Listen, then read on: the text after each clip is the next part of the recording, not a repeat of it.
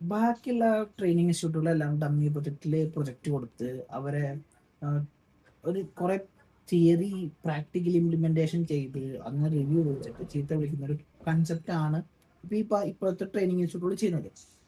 അപ്പോൾ നമ്മൾ ചെയ്യുമ്പോൾ ഒരു പ്രോപ്പർ ആയിട്ടുള്ള ഒരു ലൈവ് പ്രൊജക്റ്റിൽ അവർ ഓൾറെഡി കോഡ് നമ്മൾ എഴുതിക്കൊണ്ടിരിക്കുന്ന പ്രൊജക്റ്റിൽ ഇവർക്ക് പാർട്ടിസിപ്പേറ്റ് ചെയ്യാനും അതിന് ഒരു ടാസ്ക് കംപ്ലീറ്റ് ചെയ്ത് കഴിഞ്ഞാൽ പേ ഔട്ട് കിട്ടാനുള്ള ഒരു ഓപ്ഷനാണ് നമ്മൾ കൊടുക്കുന്നത്.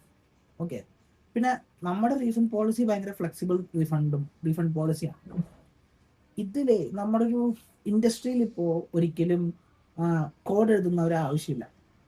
നമുക്ക് ഒരു പ്രോബ്ലം സോൾവ് ചെയ്യുന്ന ആൾക്കാരാണ് നമ്മൾ ആവശ്യം വരുന്നത്.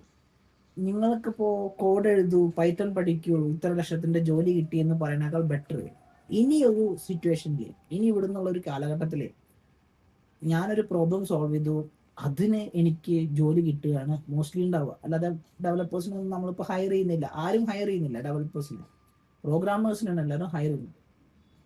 പിന്നെ ആലോചിക്കേണ്ട എന്താണെന്ന് വെച്ച് കഴിഞ്ഞാൽ, നിങ്ങൾ എടുക്കുന്ന പണി നിങ്ങൾക്ക് പേ ഔട്ട് തരുന്നില്ല എന്നുണ്ടെങ്കിൽ നിങ്ങൾ പൈസ കൊടുത്ത് നിങ്ങൾ പണിയെടുത്ത് അതിന് നിങ്ങൾ ചീത്ത കേൾക്കാന്ന് പറയുന്നത് അതൊരു ഫെയർ പ്രാക്ടീസ് അല്ല.